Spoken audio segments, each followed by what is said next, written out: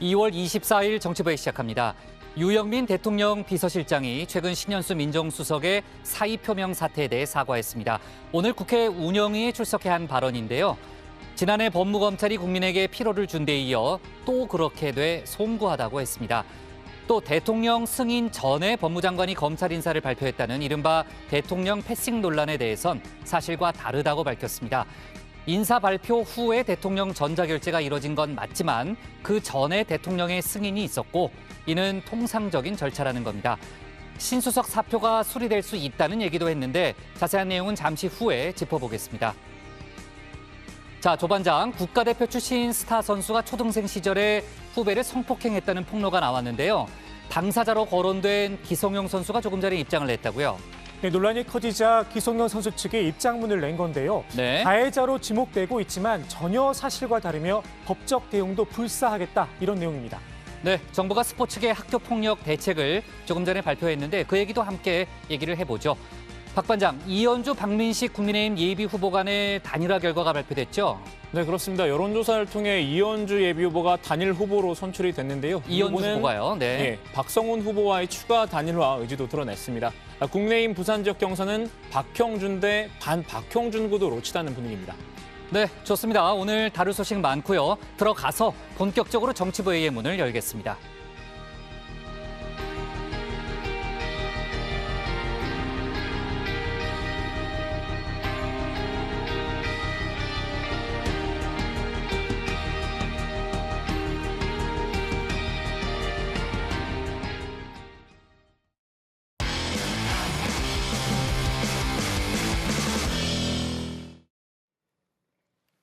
네, 국내에 처음으로 공급되는 코로나 백신 아스트라제네카의 출하가 시작됐습니다. 오늘 삼엄한 경비 속에 수송 작전이 펼쳐졌죠. 그 얘기 자세하게 좀 해보고요. 그리고 청와대 소식으로는 조금 전에 이제 신반장이랑 얘기했지만 오늘 국회 운영위가 열렸고 청와대 비서실에서 3실장이 출석했습니다. 검찰 인사에서 촉발된 신현수 민정수석의 사의 논란에 대해서 유영민 비서실장이 여러 답을 내놨는데요. 관련 소식을 신혜원 반장이 정리해봤습니다.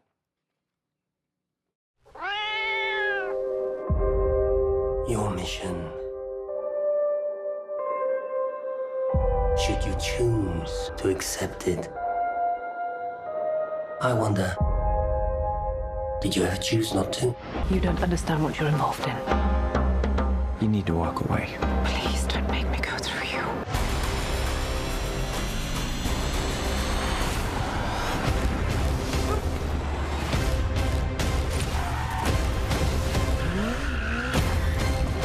What the hell is he doing? I find it best not to look.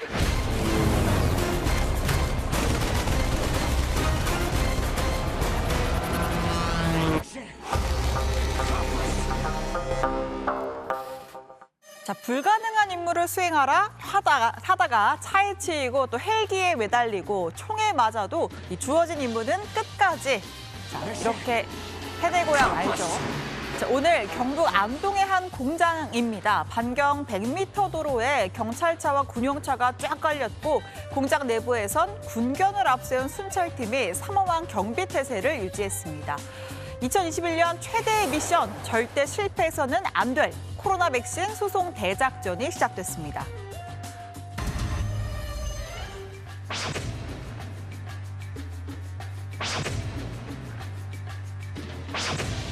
오늘은 참으로 역사적인 날이고 지금이 바로 그 순간입니다. 이 백신 제 뒤에 있는 트럭에 이 43만 회분이 지금 실려 있다고 하고요. 이천 물류센터를 향해서 배송될 예정입니다.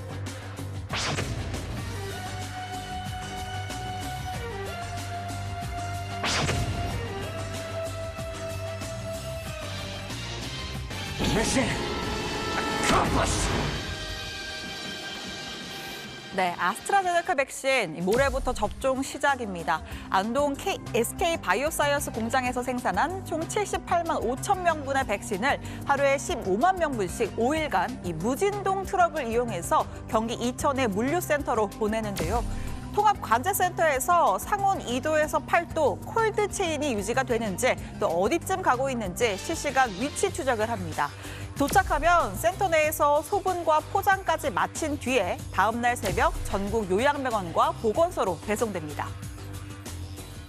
국민의 안전을 확보하기 위한 그 백신 수송의 그 근무락에 대해서 되게 감개무량하고요. 백신 수송 차량이 테러라든가 그런 사고가 발생치 않도록 되게 신경을 많이 썼고요.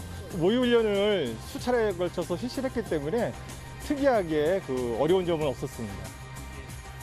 자, 이어 내일은 백신 공동구매 프로젝트 코백스 퍼실리티를 통해 들여오는 5만 8천 명분의 화이자 백신이 인천국제공항을 통해서 들어옵니다. 아스트라제네카에 비해서 이 온도에 민감하다는 특징이 있죠. 영하 70도를 유지하기 위해서 특수 제작한 용기에 담고 이걸 피자 상자처럼 쌓은 뒤에 그 위를 드라이아이스 조각으로 뒤덮습니다. 자, 백신 접종 대상과 시간표입니다. 아스트라제네카는 26일 오전 9시 전국의 요양병원과 요양시설의 만 65세 미만 입소자와 종사자가 대상이고요. 화이자 백신은 27일부터 코로나 환자를 직접 치료하는 의료진부터 맞습니다. 자, 그러니까 만약 요양병원에 계신 64살 할머니라면 모레 접종이 시작되는 거고요. 건강히 집에서 생활하시는 70살 할아버지는 2분기쯤, 50대 회사원 엄마와 청소년 아들은 3분기 이후에 접종하는 순서입니다. 아스트라제네카 백신의 접종 간격은 8주에서 12주를 권장하고 있고 화이자 백신은 3주 간격으로 접종을 할 예정입니다.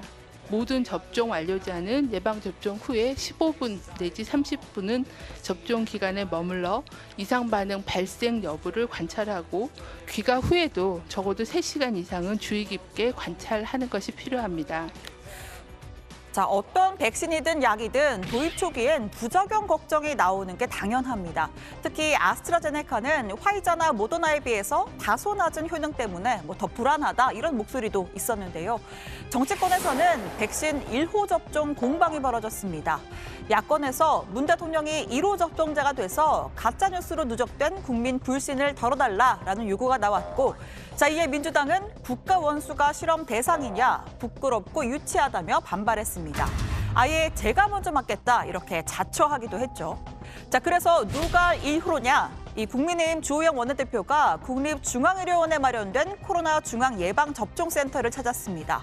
외국의 경우 최고령자나 국가 지도자 등 상징적 인물이 맞지 않았느냐 의료원장에게 직접 물었습니다.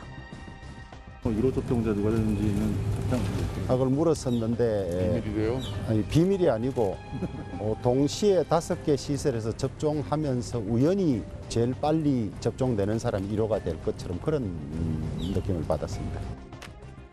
자, 여기서 잊지 말아야 할 점, 백신은 정치가 아닌 과학의 영역이라는 겁니다. 안정성에 중대한 문제가 있다면 정치권이 아니라 질병관리청 또는 식약처 등 전문기관이 허가를 내주질 않았을 겁니다. 전문가들은 대통령이 격려 차원에서 1호가 될 수는 있겠지만 그 여부가 안정성의 문제로 비화돼서는 안 된다는 입장입니다. 자, 지금부터는 주제를 바꿔서요. 국회로 가보겠습니다. 운영위에서 청와대 업무보고가 열리고 있죠. 인사협의 과정에서 이견이 발생하니까 현재 법무장관이 왜 우리 편에 서지 않느냐라는 취지로 수석을 몰아세웠고 여기에 이제 충격을 받았다. 그럼 여기서 박범계 법무장관이 말하는 우리 편은 도대체 누구인가요? 저도 언론을 보고 저 내용을 봤습니다만 아마 저런 말을 하진 않을 것이라고 저는 짐작을 합니다. 자, 한마디로 신현수 수석 없는 신현수 수석 운영위가 진행됐습니다. 신 수석의 사의 논란은 일단락됐지만 검찰 인사 과정에 진짜 민정수석 패싱이 있었는지 대통령에겐 누가 보고를 한 것인지 경위를 묻는 야당의 공세가 이어졌는데요. 관례상 신 수석은 불참했고 대신 유영민 대통령 비서실장이 답변을 이어갔습니다. 신 수석 패싱 의혹에 대해서 사실이 아니라고 전면 부인했습니다. 민정수석이 생각할 때는 충분한 협의가 되지 않았다고 생각을 했고 박범계 장관은 장관으로서 그걸 제청을 하고 또 대통령이 제가라 하는 그 과정에 충분히 협의가 이 정도면 됐다 생각하고 간 겁니다. 그 사이에 이제 민정수석은 조율자의 역할이 좀 많이 리더십을 회복할 수 없을 정도 상처를 받지 않았느냐, 이제 그런 것 때문에 발단이 됐다고 저는 그렇게 생각을 합니다. 다만 유영민 실장은 지난 7일 발표된 검찰 고위급 인사안을 누가 언제 문 대통령에게 보고했는지는 공개하지 않았습니다. 언론 발표 전에 정상적인 승인이 이루어졌다라고만 했는데요. 사유를 굽히지 않던 신 수석이 업무에 복귀한 경위에 대해서도 직접 설명했습니다. 저도 굉장히 많은 사의를 만류했고 대통령께서도 굉장히 만류를 했습니다. 이제 저는 그런 리더십을 회복을 시켜줄게, 뭘 해드리면 되느냐, 뭐 이런 대화도 참 많이 나눴는데 여러 가지 그 신현수 수석이 가지고 있는 굉장히 올곧다 그러나요. 굉장히 살아온 것도 보면은 뭐 그런 것도 영향이 있지 않나 생각을 합니다. 유 실장은 또 국민께 송구스럽다면서 고개를 숙였습니다. 지난해 법무부와 검찰 간의 갈등으로 피로도를 준 데 이어서 또 비슷한 상황이 되어 사과드린다라고 했는데요. 하지만 청와대 내부에서조차 언제든 다시 터질 수 있는 휴화산 상태라는 분석이 많습니다. 월성원전 등 검찰의 정권 관련 수사, 또 여권의 중대범죄수사청 신설, 윤 총장의 7월 퇴임 등등 불씨가 산적해 있죠. 또 문 대통령은 거취를 일임한다는 신 수석의 말에 침묵을 지키고 있습니다. 일단은 보류 상태로 조금 더 지켜보다가 4월 보궐선거 이후 적절한 시점에 교통정리, 즉 교체에 나설 것이란 관측도 나옵니다. 자, 오늘 청와대 발제 이렇게 정리하겠습니다. 아스트라제네카 백신 국내 첫 출하 26일 접종 시작입니다. 네, 오늘 뭐 영화 배경음악이 아까 많이 깔리던데 톰 크루즈가 했던 것만큼은 아니지만 상당히 좀 긴박하고 삼엄한 분위기 속에서 오늘 수송 작전이 펼쳐졌고요. 아까 이제 신 반장이 절대 실패해서는 안 되는 작전이다 이런 표현을 썼는데 맞죠? 네, 그렇죠. 맞습니다. 오늘 무사히 이제 물류센터로 백신이 수송이 됐고 이제 모레 첫 접종이 이루어지는 거 아니겠습니까? 저희가 관련 속보 내일하고 모레도요 좀 잘 챙겨보도록 하죠. 자, 국회 운영위 얘기를 해보겠습니다. 청와대 업무보고가 오늘 열렸고 이제 신현수 민정수석 없는 이제 신수석 관련 질문이 이제 쏟아지고 있고 이제 뭐 비서실장이 많은 답변을 했죠. 아까 이제 관련된 내용을 신 반장이 소개를 했는데 유영민 비서실장이 일단 이번 사태에 대해서 사과 입장을 내놨죠. 네, 그렇습니다. 유영민 대통령 비서실장은 지난해 법무부와 검찰 갈등에 이어서 또 이런 사태가 빚어진 데 대해서 사과의 말씀을 드린다고 했습니다. 다만 인사 논의 과정에서 신 수석이 완전히 배제된 것 아니냐는 야당의 질문에는 추측에 불과하다, 전혀 사실이 아니다 이렇게 부인을 했는데요. 직접 들어보시죠. 대통령께서는 신현수 민정수석에게 민정수석직을 제의하면서 의견은 존중하고 자율성을 주겠다라고 약속을 했다고 일부 언론에 보도가 되는데 그런 거 알고 계십니까? 저 같은 날 임명이 됐기 때문에 사실은 그거는 모르겠습니다만 국민들에게 또 다른 작년에 여러 가지 법무와 검찰의 그 피로도를 준 데 이어서 또 그렇게 돼서 참 송구하다는 사과의 말씀을 드리겠습니다. 일각에선 법무부가 신수석 백신뿐 아니라 문 대통령 승인이 나기도 전에 인사안을 발표했다 이런 의혹을 제기했는데요. 이에 대해서도 승인 후에 언론 발표 그리고 전자결제까지 이루어졌다면서 절차상 문제는 없었다 이렇게 반박을 했습니다. 이거 인사안을 누가 언제 대통령께 보고를 드렸습니까? 누가 일정 이것은 제가 공개할 수가 없습니다. 실장이 보고하신 겁니까? 아닙니다. 그러면 비서관이 보고를 했어요? 통상 인사에 대해서는 민정수석이 법무와 검찰의 의견을 들어서 협의하고 조율하는 역할이지 거기에 민정수석이 결재라인이 있거나 이건 아닙니다. 이 인사 발표 전에 대통령께서 결재를 하신 겁니까? 승인이 끝나고 나면 발표를 합니다. 그러니까 그렇게 하고 난 뒤에 전자결제를 하게 되어 있습니다. 이런 그러니까 과정 그 승인을 때문에 언제 하셨냐고요? 승인은 발표 전에 합니다. 이번에도 했습니다. 승인 발표. 네, 유 실장은 이번 사태의 배경에 대해 인사안을 확정하는 단계에서 신현수 수석이 좀 더 깔끔하게 마무리 짓고자 하는 부분이 있었던 것 같다. 민정수석 입장에선 리더십이나 검찰에 대한 신뢰 부분에 상처를 받았다고 생각할 수 있지 않느냐 이렇게 말하기도 했습니다. 또 신 수석이 휴가를 떠난 동안에도 유 실장 본인도 또 문 대통령도 사의를 만류했다고 했습니다. 유 반장, 신수석이 복귀했을 때요. 그러니까 사의를 접었다 이런 표현을 쓰지 않고 청와대가 문 대통령에게 거취를 일임했다 이렇게 얘기를 했잖아요. 그게 이제 그게 신수석 요청이라는 그런 내용인가요? 네, 그런 보도가 나왔습니다. 중앙일보가 신수석 측근을 인용해서 한 보도인데요. 지난 주말 청와대와 여권의 주요 인사가 총 가동돼서 신수석을 설득했다면서 신수석은 복귀하더라도 사의를 철회했다는 말은 하지 말아달라는 취지의 요청을 청와대에 한 뒤에 업무에 복귀했다고 했습니다. 자신의 사퇴가 4월 선거를 앞두고 문 대통령에게 타격을 줄 수 있기 때문에 일단은 돌아가기로 했다는 겁니다. 네, 뭐 아직 이제 청와대에서 공식적으로 이 내용을 확인한 건 아니니까요. 일단 언론 보도라는 정도만 정리를 좀 해주고요. 지금 이제 문재인 대통령의 최종 결정이 이제 알려지지 않고 있는데 아까 이제 신 반장이 얘기했던 대로요. 당분간은 좀 보류 상태로 있다가 이후에 교체 수순을 밟을 수도 있다. 이런 전망도 나오는 거죠. 여당 쪽 취재를 좀 해보니까요. 네. 억지로 복귀한 신수석이 역할을 제대로 할 수 있겠느냐. 뭐 청와대 업무를 위해서라도 신수석 본인의 명예를 위해서라도 선거 이후에는 교체하는 게 상식적이지 않냐. 이런 반응들이 좀 있었습니다. 향후에 검찰과의 갈등이 증폭되거나 또 항명에 가까운 상황이 반복이 된다면 전격 경질이 될 수도 있다. 그러니까 조건부 신문론에 무게를 실었는데요. 오늘 운영위에서 유영민 실장도 문 대통령의 신수석의 사의를 최종적으로 추후에 수용할 수도 있다. 이런 뜻을 내비쳤습니다. 그 사의 표명이라는 게 수차례 구두 사의 표명이 있었고요. 예. 그 뒤에 문서로 사표를 냈습니다. 예. 사표가 반려됐습니까? 여러 가지 뭐 해석이 가능할 수 있는데 월요일 날은 일단 대통령에게 모든 것을 일임한다. 이렇게 이해를 해주셨으면 좋겠습니다. 아마 그게 수리가 될 수도 있고. 이름했는데 예, 알겠습니다. 네, 그 마지막에 이제 수리가 될 수도 있고라는 표현을 붙였네요. 네. 자, 그리고요. 오늘 운영위에서 또 어떤 얘기가 있었냐면 그 전에 최근 며칠 동안 어떤 논란이 있었냐면요. 문재인 대통령이 검찰 개혁에 대한 속도 조절을 주문했다. 뭐 이런 그 내용을 놓고 이제 약간 진위 공방이 있었죠. 이제 박범계 법무장관이 처음에 국회 상임위에서 그 비슷한 얘기를 했다가 이제 정치권에서 이제 많은 얘기가 나왔고 오늘은 조금 이 입장을 선명하게 다시 이제 조정을 했는데 그러니까 대통령은 그런 표현을 쓴 적이 없다. 이렇게 이제 박범계 장관이 오늘 발언을 했습니다. 근데 국회 운영위에서 야당 쪽에 질문이 있었죠. 유영민 실장한테 어떤 게 맞느냐. 그러니까 대통령이 검찰 개혁에 대해서 속도 조절을 한 게 맞느냐라는 그런 질문이 있었고요.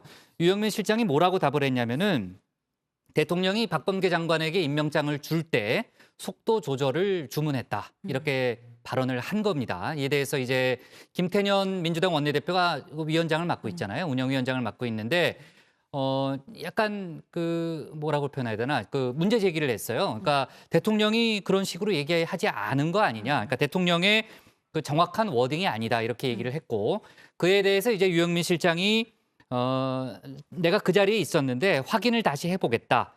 정확한 워딩은 아니었지만 그런 의미의 표현이었다. 이렇게 좀 수정한 발언을 좀 했습니다. 그런 식의 공방이 운영위에서 있었고요. 제가 무슨 말 했는지는 그렇죠. 이해가 됐죠? 그런 공방이 네. 오가니까 한마디로 이제 여당은 대통령이 속도 조절이라는 말 자체를 한 건 아니지 상당히 않느냐. 예민한 표현이잖아요. 네, 지금. 이렇게 얘기를 한 거고 유영민 실장은 처음에는 그렇게 했다라고 했다가 정확한 표현에 대해서는 다시 확인해 보겠지만 그런 취지로 말을 한 건 맞다. 또 이렇게 네. 덧붙였고요. 이런 상황이 이제 벌어지니까 야당에서는 왜 위원장이 또 회의에 개입을 하느냐. 네. 그러니까 유 실장이 답하게 놔둬라 이러면서 또 공방이 오가게 그런 됐습니다. 공방이 또 이어졌군요. 네. 네, 좋습니다. 지금 이제 민주당 초선 의원들을 중심으로 해서 이제 검찰의 이제 수사와 기소권을 완전히 분리하려는 그런 움직임이 진행되고 있기 때문에 이 문제가 상당히 이제 정치권의 중요한 이슈로 떠오른 상태죠. 자, 좋습니다. 오늘 청와대 발제 이렇게 정리하겠습니다.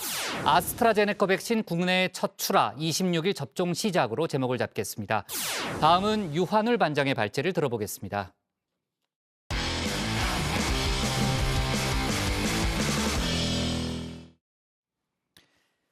민주당이 MB 정권, 더 나아가서 박근혜 정권의 국정원 불법 사찰 의혹을 연일 제기하고 있습니다.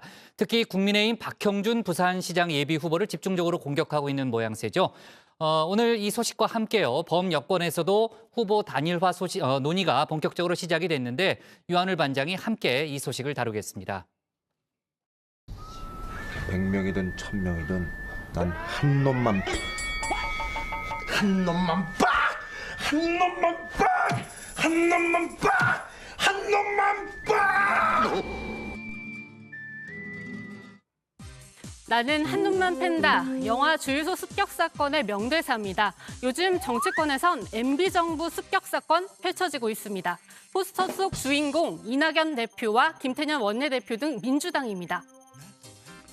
이명박 정부 국가정보원의 불법 사찰 규모가 상상을 뛰어넘습니다. 그런 불법 사찰이 박근혜 정부까지 계속됐고 비정상적 수집 문건은 20만 건, 사찰 대상자는 무려 2만 명 이상으로 추정된다고 합니다.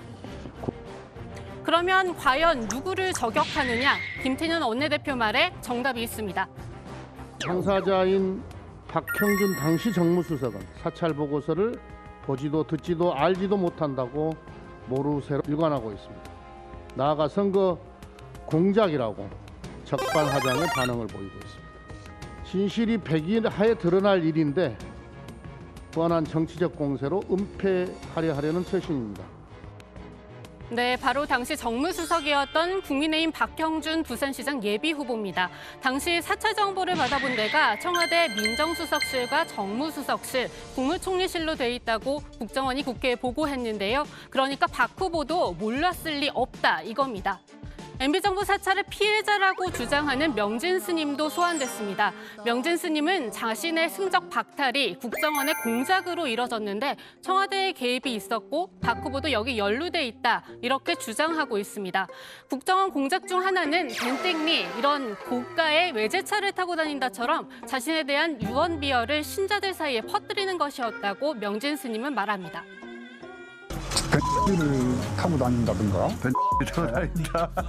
돈이 몇백억 있다든가, 돈이 몇백억 있다든가. 이런 얘기들이 봉사 취지 끝낼 때쯤에서는 계속 신도들 사이에 회자가 됐었어요. 봉사는 지하지 차장이 없거든요. 지하지 차장은 몰래 내려가서 밤이면 나가서 술을 먹고 놀다가 들어온다.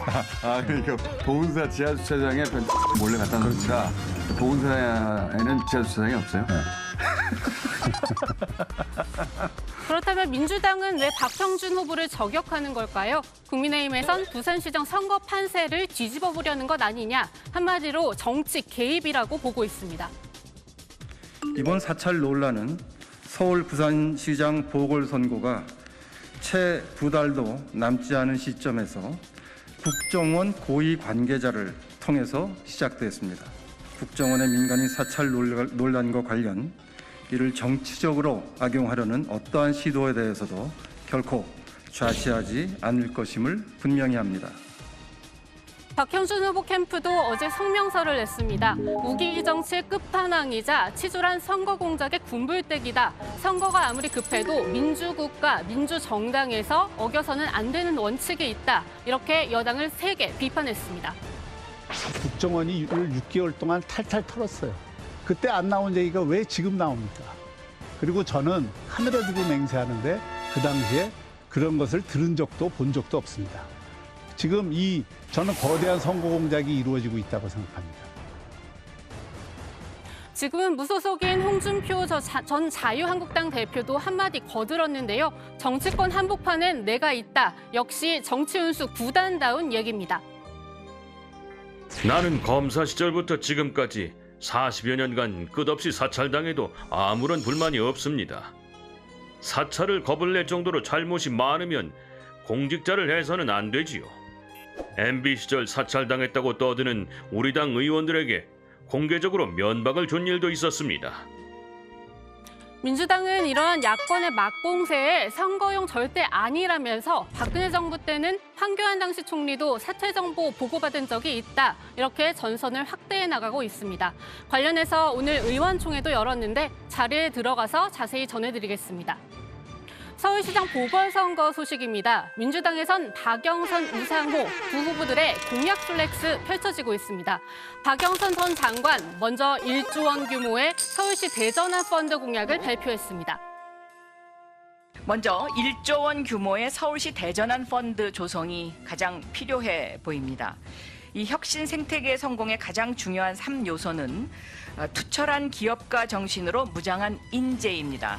또 그 인재들이 상호 교류하고 성장할 수 있는 클러스터를 만들어 드리는 것, 그리고 그 모든 것을 지원할 수 있는 안정적인 재원입니다. 그러자 여기에 질 수 없다. 우상호 의원도 원래 예정에 없던 일자리 서울 정책을 내놨습니다. 2조 원 규모의 청년 무한도전 펀드를 조성하겠다는 내용도 포함됐는데요. 펀드 이름은 다르지만 내용은 비슷합니다. 청년 스타트업을 지원하는 펀드라고 보시면 될 텐데요.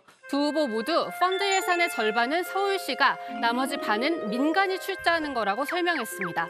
그러면서 각각 5천억, 그러면 각각 5천억 1조 원인데 현실을 충분히 고려하지 않은 선심성 공약 아니냐, 이런 지적도 나옵니다. 그런가 하면 범여권의 단일화에 시동이 걸렸습니다. 오늘 오전 민주당 지도부 회의가 끝난 뒤 최인호 수석 대변인의 말입니다. 후보들의 의견이나 또 다른 당의 상황이나 다른 당 후보들의 또 입장이나 이런 것을 잘 감안해 가면서 성사 여부를 잘 판단하고 내실 있게 추진하자 하는 정도의 공조가 있었습니다. 우선 민주당과 열린민주당 사이에 단일화 논의가 시작될 것으로 보입니다. 양측은 오늘 실무 협상자도 정한 것으로 전해집니다. 민주당은 김종민 최고위원, 열린민주당은 강민정 원내대표입니다. 양측은 단일화 방식부터 일단 논의해 놓고 다음 달 1일 민주당 서울시장 후보가 정해지면 곧바로 단일화 절차를 밟겠다는 방침입니다. 선거 출마를 하려는 현직 의원은 3월 8일까지 사퇴해야 하기 때문에 그 전에 단일화를 하는 게 현재 목표입니다. 오늘 여당 발제는 이렇게 정리합니다. 민주당 오늘 의총 열어 MB 불법 사찰 논의, 박영선 1조 펀드에 우상호 2조 펀드, 막판 재원 경쟁. 네, 여권 관련 소식 위주로 좀 알아봤고요. 야권 재보궐 소식은 이제 박 반장 발제 때 다뤄보겠습니다. 취재 열심히 하고 있죠, 박 반장? 장난 아닙니다. 좀 피곤해 보이네요, 역시. 네. 네, 열심히 취재하는 것 같습니다. 자, 그나저나 이제 그 여권에서도 지금 이제 단일화 논의가 불붙고 있잖아요. 이제 유 반장이 뒤에 설명을 했는데 상당히 빠르게 진행되고 있는 분위기죠, 박 반장? 네, 맞습니다. 일단 우선 조금 전에 들어온 소식부터 좀 전해드리면요. 조정훈 시대전환 의원도 이 단일화 협상에 참여하기로 했다고 기자회견을 했습니다. 그러니까 3자 단일화 협상이 시작된 겁니다. 그 야당 단일화를 열심히 취재하고 있는 입장에서 물론 좀 고비도 있을 것으로 보이는데요. 항상 단일화 방식이 주요 쟁점으로 떠오르곤 하는데 디테일이 문제죠. 예, 항상 네. 디테일에서 싸우기 때문에 네. 당장 실무 협상자가 정해진 오늘부터 양측이 이 부분을 놓고 다른 생각을 보이고 있습니다. 열린민주당 후보인 김진애 의원은 2011년 박영선, 박원순 모델로 해보자. 이렇게 주장하고 있는데요. 그때 두 사람은 TV토론 배심원 판정과 여론조사를 각각 30% 그리고 국민참여 경선 40% 이렇게 세 개를 합산해서 단일화를 했습니다. 하지만 민주당은 시간상으로 좀 촉박하고 코로나19 상황도 있다면서 난색을 표하고 있는데요. 민주당은 3월 1일 서울시장 보궐선거 후보가 정해지는 대로 재보선 선대위를 출범하겠다는 계획도 오늘 발표를 했습니다. 네, 정말 이번 재보궐의 최대 키워드는 단일화네요. 여야 모두. 네, 야권 관련 소식은 이제 뒤에 좀 살펴보겠습니다. 자, 그리고 이제 국정원 불법 사찰 의혹, 민주당이 이제 연일 이 이슈를 끌고 가고 있고 또 오늘도 상당히 강경한 발언을 했습니다. 아침에 아까 최고위원의 발언을 아까 들어봤고요. 오후에는 의원총회가 열렸는데 거기서도 관련 얘기가 좀 나왔죠. 네, 김태년 원내대표가 의원총회가 시작되자마자 이명박 박근혜 정권의 불법 사찰 의혹을 실체를 낱낱이 밝혀내겠다 이렇게 다시 한번 강조를 했습니다. 직접 들어보시죠. 이명박 국정원의 불법 사찰은 민주주의를 유린한 국정농단 사건입니다. 묻혔던 국정농단 행위가 법원의 판결로 인해 그 실체가 드러나기 시작한 이상 뿌리를 뽑아 불법 사찰의 어두운 역사를 완전히 청산해야 합니다. 그런데도 국민의힘과 박형준 당시 정무수석은 모르쇠로 일관하고 있습니다. 비공개 회의에선 국회 정보위 간사인 김병기 의원이 이 국정원 사찰 문건과 관련해서 정보위 진행 상황을 보고했다고 합니다. 다만 대응 방안에 대해서 구체적으로 논의된 것은 없다. 그 박성준 원내대변인이 그렇게 전했습니다. 네, 의원총회에서 더 다뤄지진 않았지만 민주당이 현재 추진하고 있는 대응 방안은 크게 세 가지입니다. 이낙연 대표가 오전 최고위원 회의에서 이 세 가지가 뭔지 직접 밝혔습니다. 들어보시겠습니다. 우리 당은 국회 정보위를 중심으로 불법 사찰 의혹을 철저히 규명하겠습니다. 정보위에서 확인된 사실관계를 바탕으로 진상규명 TF를 구성하고 개별 정보공개 청구와 특별법 등을 추진해야겠습니다. 네, 국민의힘은 여기에 대해 김대중 정부 이후 모든 불법 사찰 정보를 동시에 공개해야 한다며 맞서고 있습니다. 특히 DJ 정권 당시 신건, 임동원 이 두 국정원장이 불법 도청을 한 혐의로 유죄 선고를 받은 점을 주요 공격 대상으로 삼고 있는데요. 하태경 의원은 전부 공개는 너무 많다. 그런데 도감청 관련 사안만 DJ 정권 때부터 공개하는 건 가능하지 않나 이렇게 주장을 했습니다. 네. 자, 오늘 국회 운영위가 열렸다는 얘기, 앞서 이제 청와대 발제에서도 저희가 좀 다뤘잖아요. 불법 사찰 의혹 또 역시 이제 운영위에서 여러 가지 이제 질의와 응답이 오갔는데 청와대 입장을 물었다는 거죠, 의원들이. 네, 그렇습니다. 답변이 나왔습니까? 네, 유영민 비서실장이 민주당 홍정민 의원의 질문에 답변을 했는데요. 네. 청와대가 언급하는 것은 적절하지 않다고 판단하고 있다. 이렇게 원론적인 답변이었습니다. 홍 의원이 계속 피해자에게 경위와 진상을 명백히 밝히고 향후 조사에 국정원이 적극 협조해야 한다. 이렇게 요구를 했는데 그 질문에도 유영민 실장은 이 건에 대해서는 언급할 수가 없다라고만 답변했습니다. 민주당은 앞서 진행된 국가인권위 업무 보고에서는 불법 사찰로 인권 침해를 입은 당사자들에 대해서 대책을 마련해달라 주문하기도 했습니다. 네, 관련 논란이 이제 공방도 이제 계속해서 이어질 그런 분위기니까요. 저희가 속보 계속해서 좀 챙겨보고요. 오늘 민주당 의원총회에서는 사찰 재난지원금 이슈도 다뤄졌는데 어떤 결론이나 뭐 좀 방향이 잡힌 게 있어요, 조 반장? 네, 그 4차 재난지원금 관련해서 시간표가 좀 더 구체적으로 나왔습니다. 앞서 재난지원금에 쓰일 추경 예산안이 다음 주에 국회에 제출될 것이다 이렇게 전해드렸는데요. 3월 4일 정세균 총리가 국회에서 시정연설한 뒤에 심사를 하고 18일 본회의를 열어서 처리하는 게 민주당의 계획입니다. 다만 지원금 대상과 거기에 따른 추경 규모는 아직 정부와 계속 논의 중이라고 합니다. 특수고용 노동자, 프리랜서, 또 법인 택시와 관련해서 지원하는 분야를 통해서 더 넓게 지원하겠다. 그리고 여행, 관광, 문화예술 좀 더 세밀하게 들여다보고 또 농업 부문까지도 포함을 시키겠다는 말씀을 하셨습니다. 김상조 청와대 정책시장은 국회 운영위에서 재난지원금 추경은 20조 원 정도 선에서 마무리 작업을 하고 있는 것으로 알고 있다 이렇게 밝혔습니다. 네. 자, 그리고요. 오늘 정부가 3기 신도시를 조성할 부지를 추가로 발표했죠, 신 반장. 네, 국토부는 경기도 광명과 시흥을 6번째 3기 신도시로 선정했습니다. 지금까지 나온 3기 신도시 중에서 최대 규모인데요. 또 부산 대저와 광주 산정 이 두 곳을 지방의 중규모 공공택지로 정했습니다. 이렇게 총 3군데에서 공급되는 주택 모두 10만 1,000호 정도 되는 물량인데 자, 이번에 발표한 공공택지들은 2023년 사전 청약을 하고 2025년부터 순차적으로 입주자를 모집한다고 합니다. 네, 지금 이제 신 반장이 설명한 게 이제 2사 부동산 대책의 후속 대책이라고 볼 수 있을 거고 최근 이제 2사 대책을 두고서 변창흠 장관이 국회에 좀 나왔는데 국회에서 상당히 많은 질책을 또 받았죠. 네, 그 국토부는 지난 2사 대책으로 서울에 32만 호, 전국적으로는 83만 호 주택 부지를 2025년까지 공급하겠다고 밝혔습니다. 정의당 심상정 의원이 그러면 부지, 즉 땅을 그때까지 공급하면 주택, 실제 살 수 있는 집은 언제까지 공급할 거냐 이렇게 날카로운 질문을 던졌습니다. 이제 내용을 보면 주택 부지를 공급하겠다는 거죠. 맞죠? 부지를 확보하겠다는 거죠. 네, 확보하겠다는 거죠. 그러면은 공급은 실제 주택 공급은 언제까지가 목표입니까? 목표가 따로 있는 것이 아니라 각 유형별로 가령 리모델링 아니야. 32만 호, 83만 호 이렇게 숫자를 적시했으면 네네. 대략적으로 공급 계획이 뭐 진행하다가 변경될 수도 있겠지만은 있어야 되죠. 그래야 책임 있는 공급 계획이 아닙니까? 네네. 눈속임 아닙니까 이거는? 네, 목표가 따로 있는 게 아니다. 뭐 요건 좀 논란이 될 수 있는 그런 발언으로 보이기도 하네요. 자, 좋습니다. 오늘 발제는 이렇게 정리하겠습니다. 민주당 의총 열어 MB 불법 사찰 논의 추경안은 내달 18일 본회의 처리 방침으로 제목을 잡겠습니다. 다음은 조익신 반장의 발제를 들어봅니다.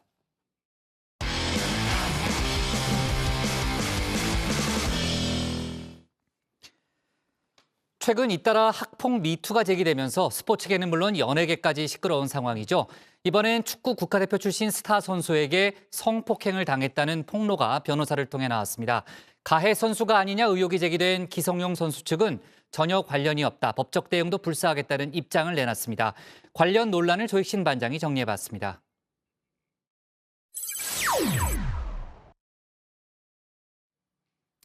학교폭력 미투가 이젠 성폭행 의혹으로까지 번졌습니다.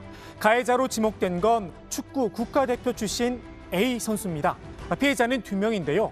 전남의 한 초등학교에서 축구부 생활을 했었다고 합니다. 두 사람은 지난 2000년 축구부 합숙소에서 A 선수와 현재 대학 교단에 선 또 다른 축구계 인사 B 교수에게 수차례 성교를 강요당했다 이렇게 주장을 했는데요.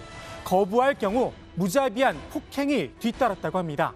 피해자들을 대리한 박지훈 변호사는 두 사람이 지금도 그때의 일을 생생하게 기억하며 고통스러워하고 있다 이렇게 전했는데요.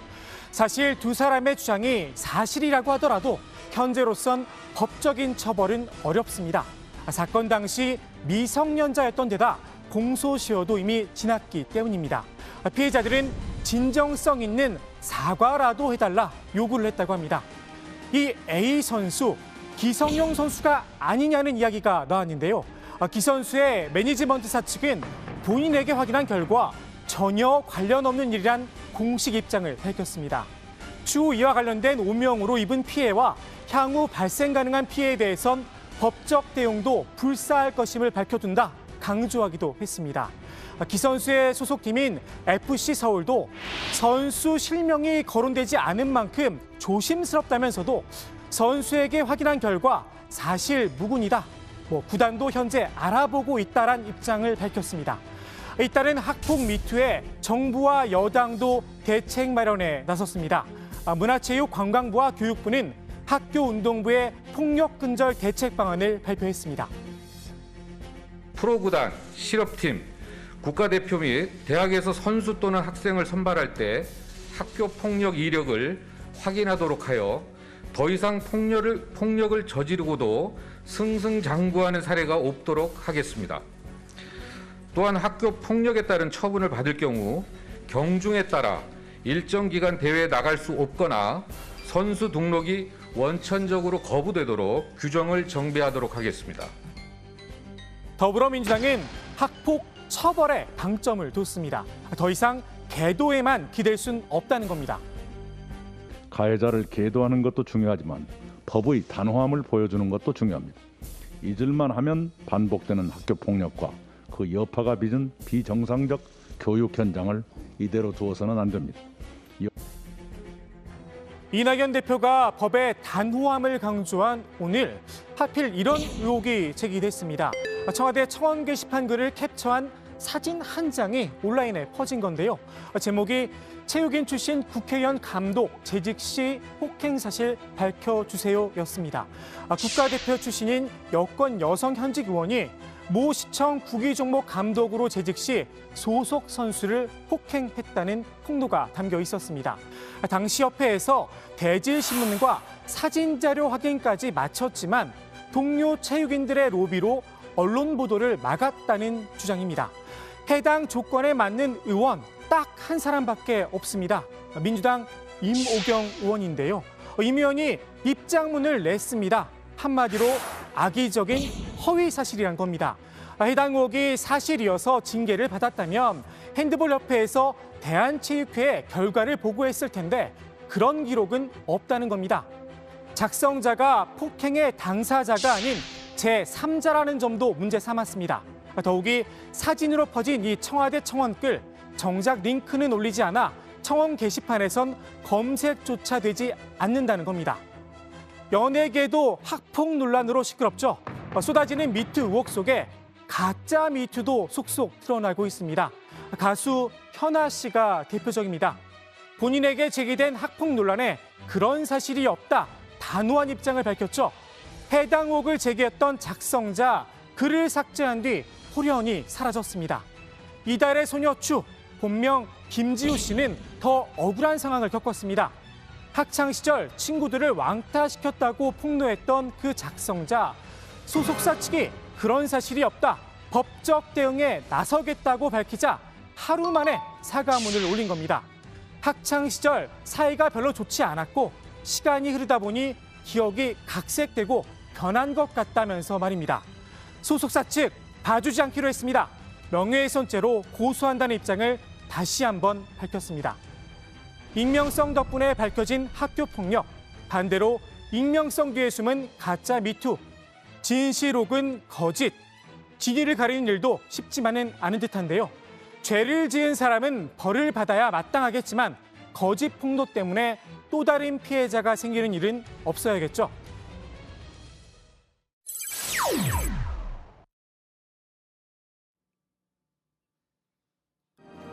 신의 능력을 갖게 된 인간을 다루는 영화죠. 브루스 올마이티입니다.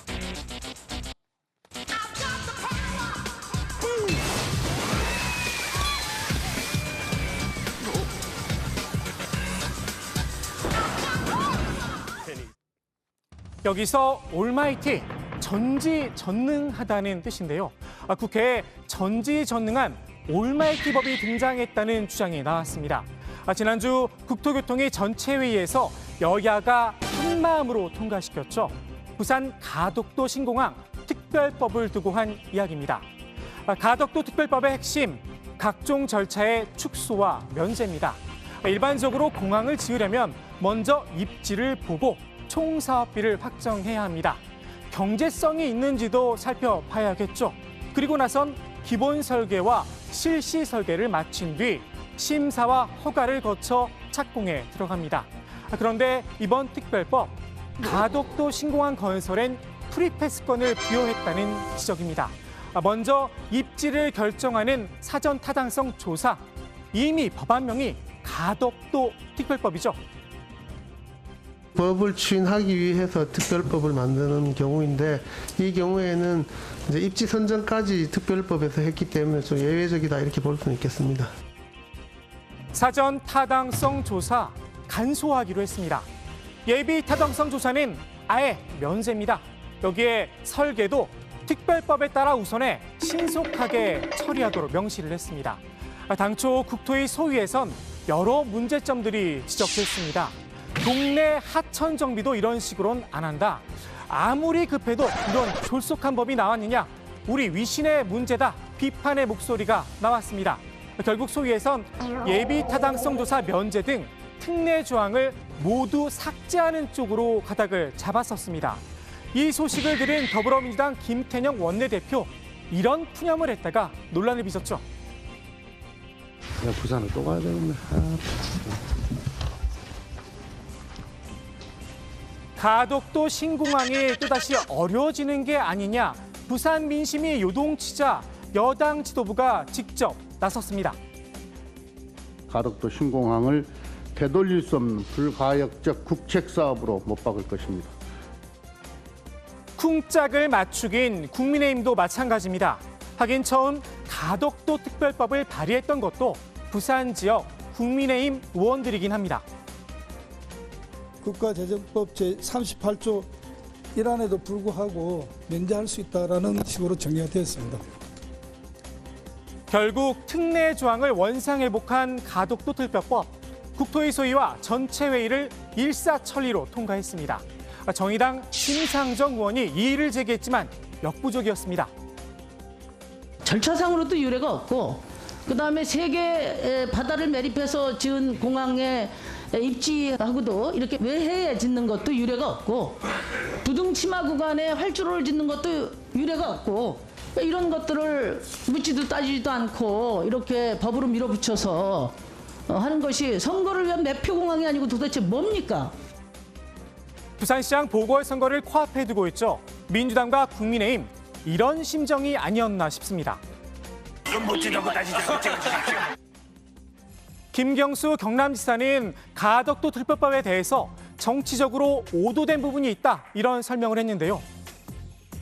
사전 타당성 조사를 기간을 최대한 당길 수 있게 해놓고 예타도 그 결과를 놓고 꼭 해야 되는지를 보고 판단해서 필요하다면 예타를 면제할 수 있다라는 거고요. 그 나머지는 공사를 하다 보면은 무슨 뭐 도시계획이라든지 이런 게 많이 걸리지 않습니까? 네네. 그런 부분은 이 특별법에 우선해서 신속하게 추진할 수 있도록 하자. 이런 조항이지 정말 특별하게 하는 그런 신공항이다. 이건 좀 약간 정치권에서 이 약간 오도된. 한마디로 엄청난 특혜는 없다는 겁니다. 그런데 당장 이분들 생각은 좀 다른 듯합니다. 가덕도 공항을 세월에 한다면 대구 경북이 이용할 수 있는 제대로 된 민간공항을 약속하는 것이 당연한 순리. 가덕도 신공항 특별법 단독 처리와 대구 경북 신공항 특별법 보류 결정에 대해 경악을 금치 못하고 그 특별법 대구 경북 신공항용으로도 하나 만들어달라는 주장입니다. 자칫 특례가 선례가 될 판입니다. 가덕도 특별법을 바라보는 행정부처의 입장도 복잡합니다. 국토교통부와 기획재정부, 심지어 법무부까지 난색을 표시하고 있습니다. 법사위와 본회의 처리 절차를 남겨둔 가덕도 특별법. 현재로선 여든 야든 고양이 목에 방울을 달겠다고 나설 가능성은 낮아 보입니다. 오늘 국회 발제 이렇게 정리합니다. 후배 성폭행, 기성용 측 관련 없다. 법적 대응 불사. 네, 처음에 이제 A 선수, B 선수라고 이제 알려졌지만 이제 관련 보도가 쏟아졌고 또 오후에는 이제 기성용 선수 측이 직접 입장을 밝혔습니다. 지금 이제 피해자 측이 이제 피해자라고 주장하는 측에서 구체적으로 이제 선수의 이름을 밝히지 않았기 때문에 저희가 좀 자세하게 얘기하기는 좀 조심스럽긴 한데 기성용 선수의 초등학교 후배가 입장을 밝힌 게 하나 있다면서요? 네, 그렇습니다.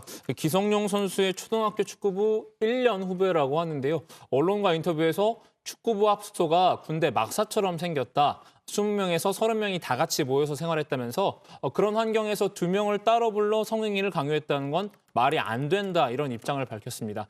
사회에 나와서라도 술 한잔 할 때라도 분명히 말이 나왔을 텐데 그런 이야기를 결코 들어본 적이 없다고 말하기도 했습니다. 네, 당사자가 아니라 이제 제3자 얘기니까 저희가 이제 정확히는 알 수 없는 사안이긴 한데 그 피해자 측에서 추가로 입장을 내놓은 건 없어요, 박 반장? 박지훈 변호사가 피해자들을 대리하고 있는데요. 추가로 네. 입장을 내놓은 건 없습니다. 네, 좋습니다. 자, 이제 가덕도 신공항 얘기를 좀 해볼게요. 아까 이제 조 반장 발제에서 김경수 경남지사가 오늘 가덕도 특별법에 대한 이제 입장을 밝혔다고 설명을 했고 또 구체적인 발언도 얘기를 했잖아요. 가덕도 신공항 말고 김경수 지사가 대선과 관련된 입장도 좀 내비친 게 있죠? 네, 그렇습니다. 최근 민주당 일각에서 대선 경선 연기론이 제기되면서 김경수 지사의 대법원 선고를 염두에 둔 것 아니냐 이런 이야기가 나왔는데요. 김 지사가 직접 입장을 밝혔습니다. 들어보시죠.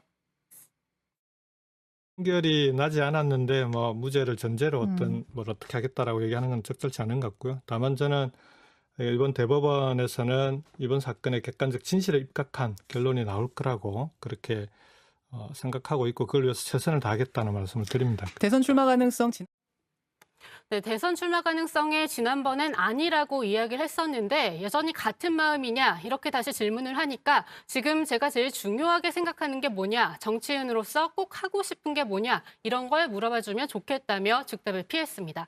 네. 가덕도 신공항 특별법 관련해서는요. 이제 내일 법사위가 예정돼 있으니까요. 저희가 관련 속보도 조금 더 추가로 챙겨보도록 하겠습니다. 자, 위안부는 매춘부였다는 논문을 써서 비판을 받고 있죠. 하버드대 로스쿨 마크 램지어 교수에 대해서 여러 가지 이제 동료 교수들의 비판 글이 이어지고 있다는 얘기를 어제 또 다뤘고 좀 속보가 계속해서 나오고 있습니다. 지금 미국 하원 의원들도 비판에 동참했죠. 네, 정치권에서도 이제 규탄이 나오고 있는데 미국 하원 정보위원장이죠. 애덤 쉬프 의원이 LA 한인회에 램지어 교수의 논문을 규탄하는 성명을 보냈습니다. 쉬프 의원은 2차 세계대전 당시 일본군에 의해 조직적으로 자행된 전쟁 성폭력은 반인도적인 범죄다. 결코 잊혀지거나 변명의 여지가 없다. 이렇게 날을 세웠습니다. 그러면서 위안부 피해 생존자와 그 후손들과 함께 그들의 끔찍한 기억과 정의를 주장하는 데 동참하겠다라고 강조했고요. 아시안 코커스 의장인 주디추 연방 하원 의원도 일본군의 위안부 문제는 오늘까지도 생존자들을 괴롭히는 역사적인 사실이라면서 이를 뒤집으려는 어떠한 시도도 용납될 수 없다라는 성명을 LA 한인회에 보내왔다고 합니다. 램지어 교수의 논문을 출간했었던 유럽의 한 유명 출판사가 정식 조사에 착수했다는 거죠, 조 반장? 네, 그렇습니다. 램지어 교수는 제1교포를 판매하는 내용의 논문도 발표를 했었는데요. 이 논문을 출간했던 독일 출판사가 홈페이지에 논문에 대한 문제가 제기가 됐다면서 경고문을 붙였습니다. 문제가 된 논문에는 조선인은 읽지도 못하고 계산도 못한다면서 하등 노동자로 묘사가 돼 있었는데요. 출판사 측은 출판윤리 지침에 따라서 신속하게 조사하겠다는 입장도 밝힌 상태입니다. 조사 결과에 따라서 논문 취소도 고려될 걸로 보입니다. 네. 자, 그리고 이제 위안부를 매춘부로 규정한 논문을 출간할 예정이었죠. 국제학술 전문 출판사인데요. 엘스비어 측의 입장을 보면은 여전히 논문을 출간하겠다는 입장은 바뀐 것 같지 않다면서요? 예, 그렇습니다. 엘스비어 측은 조사가 계속 진행 중이다 하면서도 최종 조사 결과가 나오기 전까진 아무것도 결정된 것이 없다라는 입장을 밝혔습니다.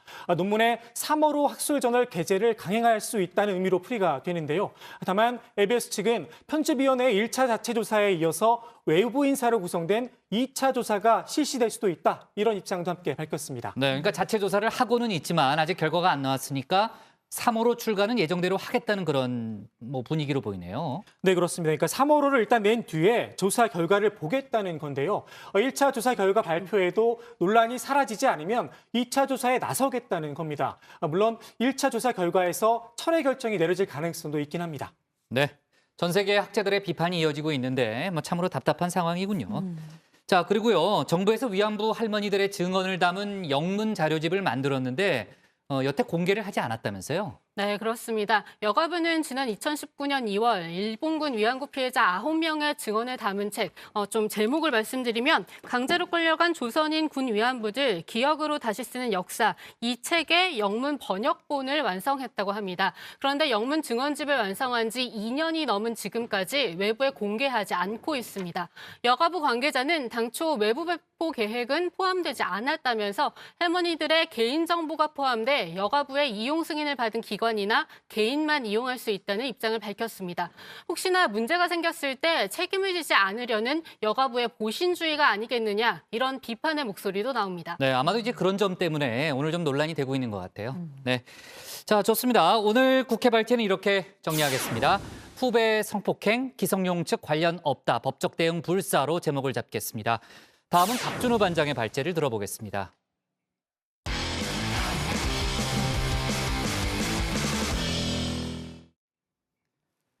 이현주 국민의힘 부산시장 예비후보가 박민식 후보와의 단일화를 위한 여론조사에서 승리했습니다. 이로써 내일 열리는 합동토론회에서도 박민식 후보를 뺀 3명의 후보만 참여하게 됐는데요. 이 후보는 박성훈 후보도 반 박형준 단일화에 곧 합류할 거라고 장담했습니다. 박준호 반장이 야권 재볼 관련 소식을 정리해봤습니다. 부산 찌짐. 상윤회장 선거전이 한창인 부산의 찌짐 골목. 민준의 식당과 희민의 찌짐 간 2파전 양상이다. 희민의 찌짐은 여전히 식구 4명이 지지고 볶고 있다.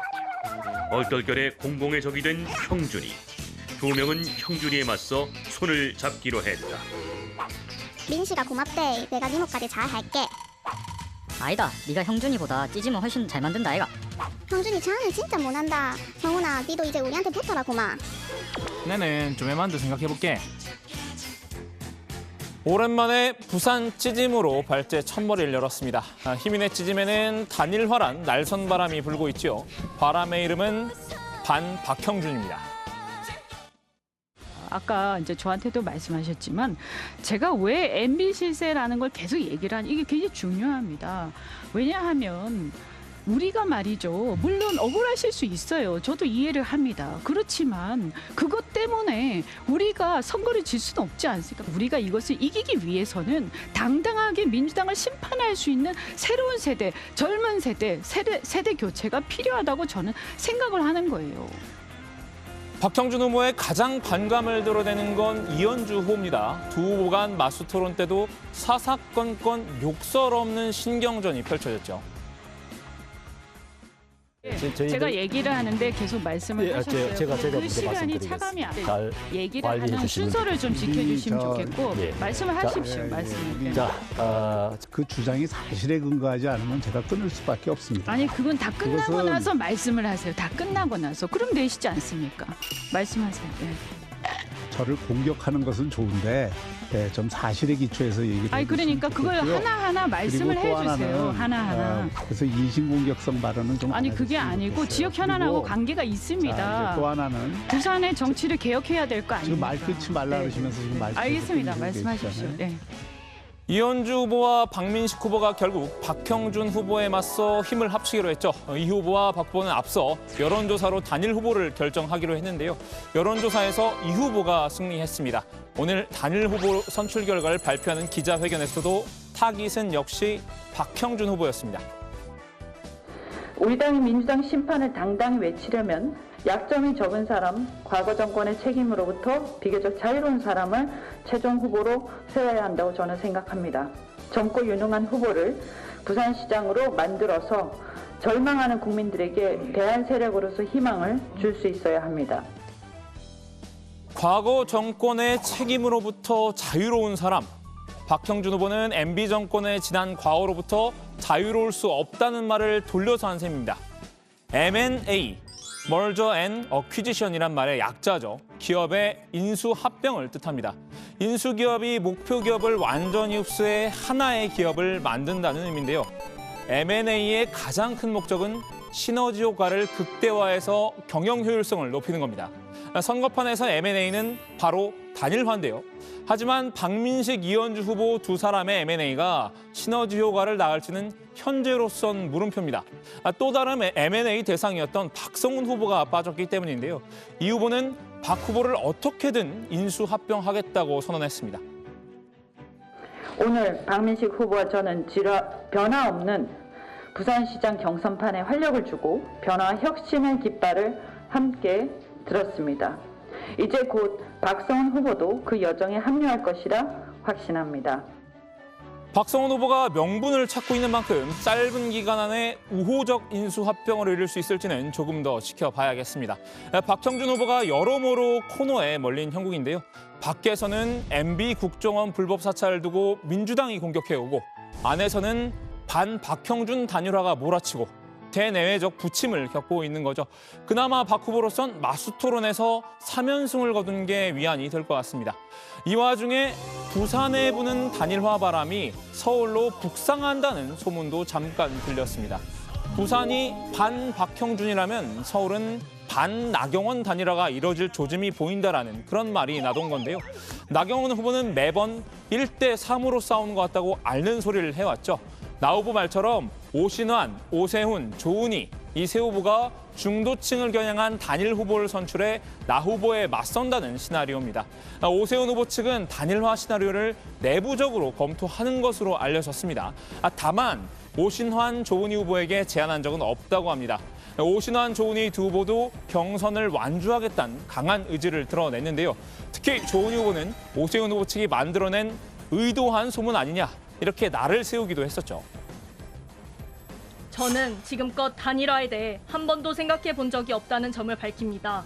또한 이런 보도가 나온 데에는 오세훈 후보 측의 언론 플레이가 있었을 것이라고 생각합니다. 사실 국민의힘 서울시장 경선에서 화두는 단일화보다 경선 룰입니다. 본 경선 룰은 100% 일반 여론조사인데요. 역선택을 방지하려면 룰을 수정해야 한다는 주장이 계속 나오는 겁니다.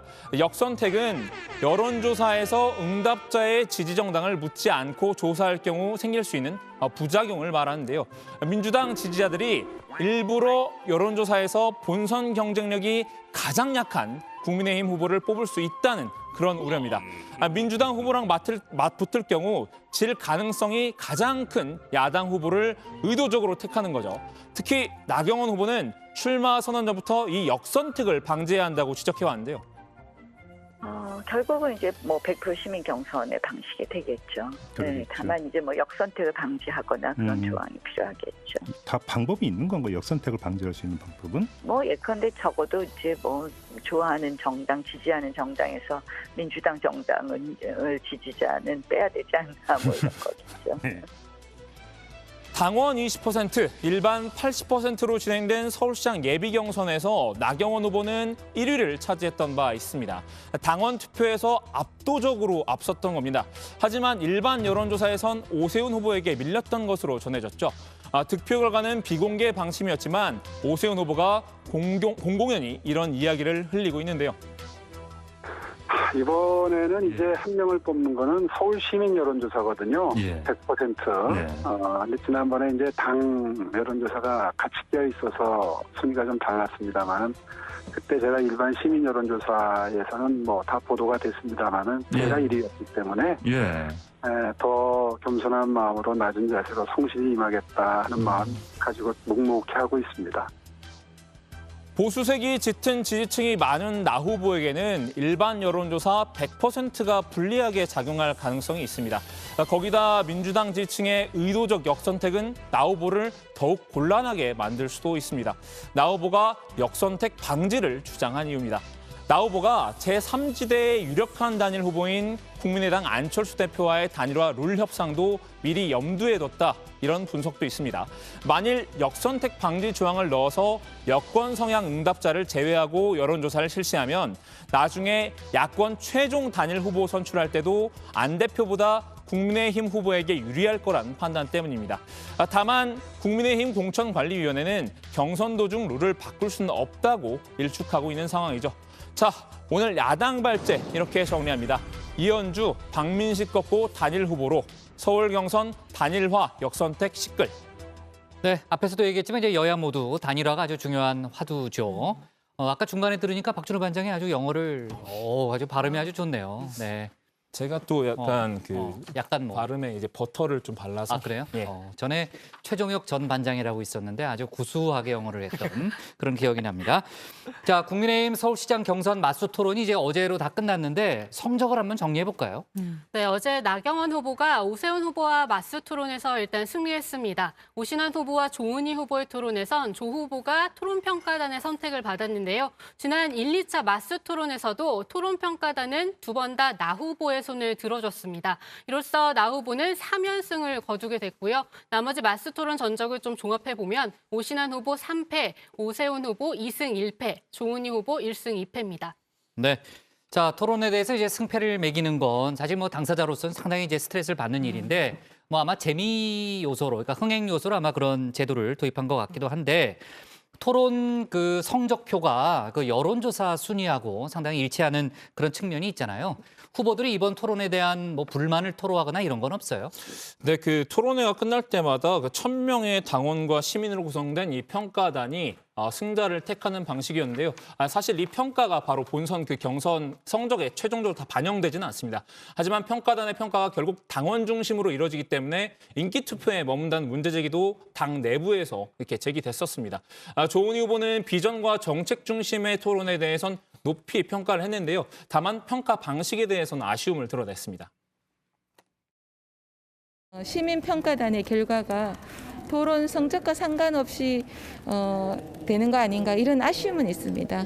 저는 정치로 보면 신인이죠. 그리고 다른 분들은 다 국회의원 출신이시고요. 그래서 당협별로 당원과 시민을 추천해서 가는 것은 아무래도 운동장이 좀 기울어지지 않았냐.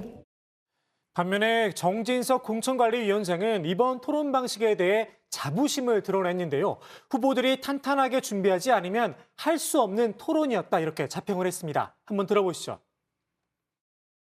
처음 시도해보는 그 1대1 스탠딩 맞수 토론을 어떻게 보셨는지 모르는데 새로운 시도, 신선한 시도였다라고 보고 기본적으로 이제 후보 각자가 토론 실력이 향상되는 계기가 됐어요. 우리 유권자들의 최종 판단을 돕는 좋은 무대가 될 것이다. 이렇게 저는 기대를 하고 있습니다.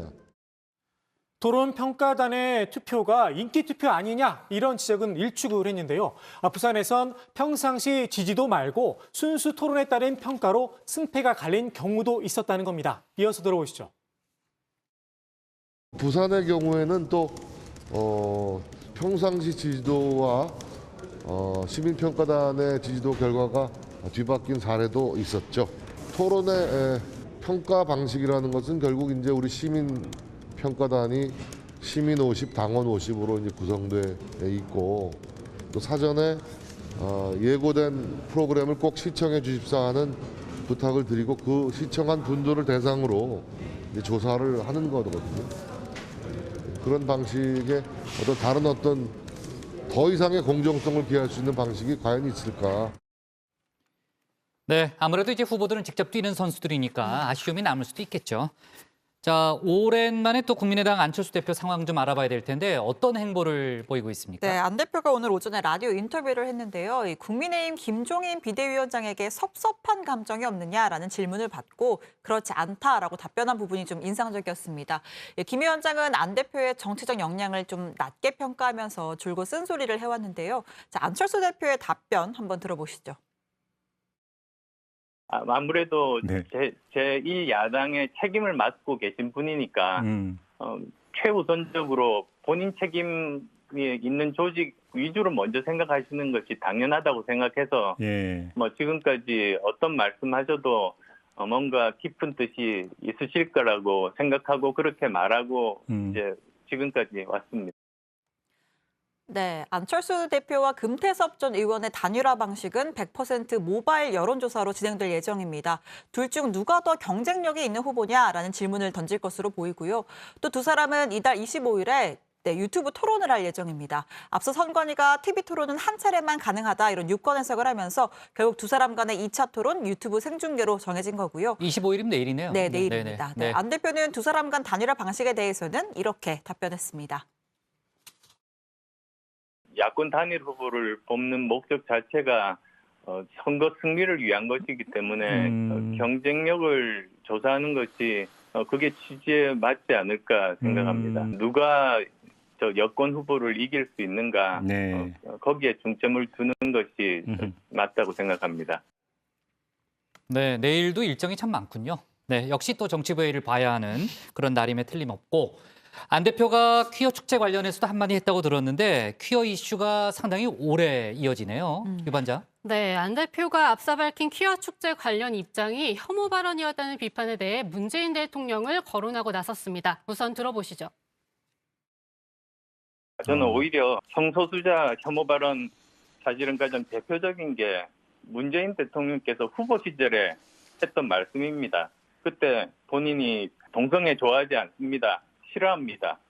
저는 제가 지금까지 들었던 정치인의 혐오 발언 중에 가장 심한 발언이라고 생각합니다. 그래서 저는 발언이, 오히려 대통령께 먼저 아직도 그런 생각을 가지고 계신지를 요구하시는 게 오히려 맞다고 생각합니다. 네, 안 대표가 지적한 문 대통령의 발언은 지난 2017년 4월에 열린 대선 후보 4차 TV 토론에서 나온 겁니다. 당시 문재인 후보는 홍준표 후보가 동성애에 반대하느냐 이렇게 질문하자 반대한다고 답했고 또 저는 좋아하지 않는다, 합법화에 찬성하지 않는다고 대답을 했습니다. 안 대표는 자신의 발언에 대해선 의도도 전혀 그렇지 않고 표현도 혐오 발언을 한 적이 없지 않나 이렇게 반문을 했는데요. 그걸 혐오 발언이라고 하면 그냥 무조건 색깔 칠하고 적으로 돌리는 것이라고 주장하기도 했습니다. 네. 지금 이제 저희가 얘기했던 대로 이제 퀴어 이슈가 정치권을 중심으로 계속 이어지는 그런 상황이잖아요. 퀴어 축제 주최 측이 오늘 입장을 내놓은 게 있다는데 어떤 내용이에요? 예, 서울 퀴어 문화축제 측은 퀴어 축제를 서울시장 선거판의 정치적 제물로 삼지 말라 이렇게 주장을 했는데요. 어제 SNS를 통해서 선거 때마다 퀴어 축제가 이슈가 되는데 성소수자에 대한 배제와 혐오를 재확인하는 수준에서 되풀이된다. 이렇게 지적을 했습니다. 민주당의 후보들이 입장을 드러내지 않는 것에 대해서도 한마디 했는데요. 민주당이 성소수자 혐오 세력의 눈치를 보면서 포괄적 차별금지법 제정을 미루고 있다는 점에서 박영선, 우상호 후보의 침묵이 의미한 바도 딱히 다르지 않다고 비난했습니다. 네, 퀴어 문화축제 측은 또 서울광장에서 개최되는 행사는 서울광장 조례에 의해 자유로운 시민의 뜻에 따를 뿐 서울시장 개인에게 행사 개최 여부를 결정할 권한이 부여된 건 아니란 점도 분명히 했는데요. 그러면서 서울시장 후보들에게 서울 퀴어 문화축제의 개최를 용인할 것인가라는 질문하는 것은 서울광장의 운영 시스템에 대한 이해가 없음을 드러내는 것이다. 이렇게 비판을 했습니다. 네. 자, 조금 전에 얘기했던 대로 내일 이제 재보궐 관련한 뭐 토론회도 있고 여러 가지 이제 단일화 움직임도 있고 그 여야 반장들이 특히 취재를 좀 해주기 바랍니다. 뭐 밤에까지 취재할 필요는 없는데 그래도 좀 회의 준비 잘 해서 좀 와주기 바라고요. 자, 오늘 야당 발제 제목은 이렇게 정리하겠습니다. 이현주 양자 단일 후보로 선출, 국민의힘 토론, 기울어진 운동장 비판도로 제목을 잡겠습니다.